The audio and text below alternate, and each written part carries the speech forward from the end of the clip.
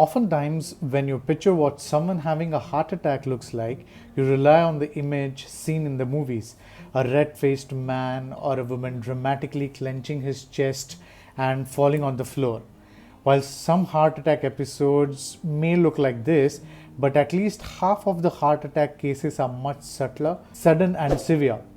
In this video, we are going to look at how to recognize a heart attack and how should we react as a primary or a first responder. So let's roll.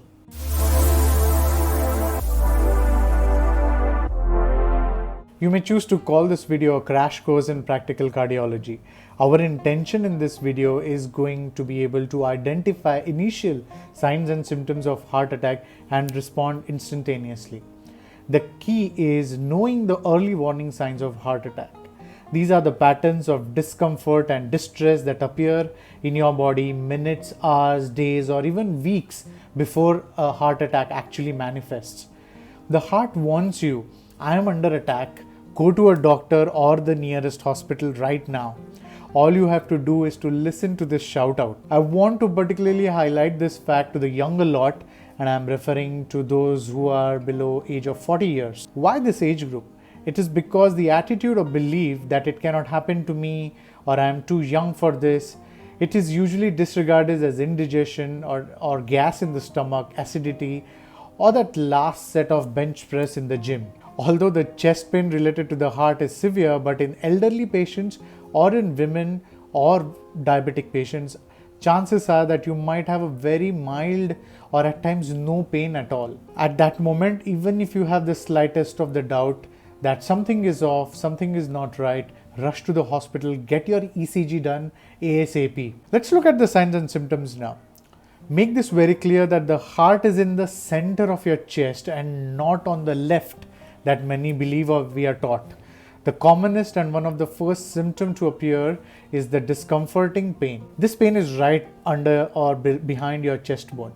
The pain is not sharp. The patient experiences pressure, fullness, as if there is a tight band across the chest squeezing him or her. This is happening because your chest muscles or your heart muscles in fact are hypoxic, that is they are lacking oxygen. The pain could be mild, moderate, severe. It could last for a few minutes, hours, and it may disappear just to return after hours and weeks later. Therefore, don't give false assurance to yourself and your dear ones that it has gone for good. The next point is about referred pain. It is essentially experiencing pain at a site distant from the site of origin. Tooth-related pain in the jaw during a heart attack is a classic example of referred pain. Referred pain or pain radiating from the chest to armpits to upper arms to neck or sometimes right up to the fingers can all point to a heart attack. Distinguishing these symptoms could be difficult, but if you could identify and correlate, you have got it right. The pain from the upper abdomen or area above your navel may be mistaken sometimes as indigestion, as we highlighted earlier. There may be associated vomiting or nausea with this pain. Back pain may sometimes be the only sign of heart attack. It is located between the shoulder blades or at the center of your back. Shortness of breath, nausea and vomiting, unexplained sweating, along with the above described pain patterns indicate that the heart is deprived of oxygenated blood, either partially or completely, and thus it is leading to myocardial infarction. Now, after you analyze and start doubting that this could be a heart attack, in fact, it immediately warrants action. The medical fraternity calls it as a golden hour. Proper intervention within first 60 minutes after heart attack can greatly improve the patient's chances of survival with good outcomes. If you observe any of these signs and symptoms mentioned earlier, then this is all what you need to do. First, to call the doctor immediately. If not, call the nearest hospital and mention specifically that this is a cardiac emergency. Call for an ambulance. If it is taking time, it is always good to use the fastest transport available. If you have to wait for 10-15 minutes for an ambulance to come, but you have a car and that's available at that moment, just drive the patient to the hospital. Don't worry about the potholes on the road or the bumpy ride. This rough ride would not worsen the condition, but delay could be fatal.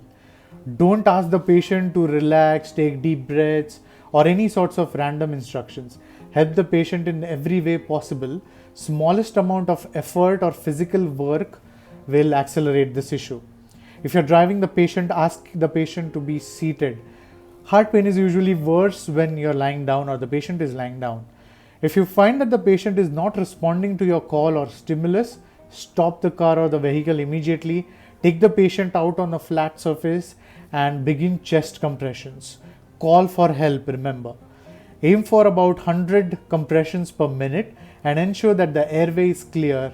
By that, I mean the passage through which the air travels are clear. Once the paramedics arrive, you hand it over the patient to the doctor. It is a taxing and a stressful event, but your understanding and speedy response will probably save a life. Do me a favor today by sharing this video to at least 5 people. They may not remember all what we discussed, but will be attentive enough when their heart calls them for help. With that, it's time to end the video. Thanks for watching. This is Lucid Medicine, reimagining medicine in a simpler way.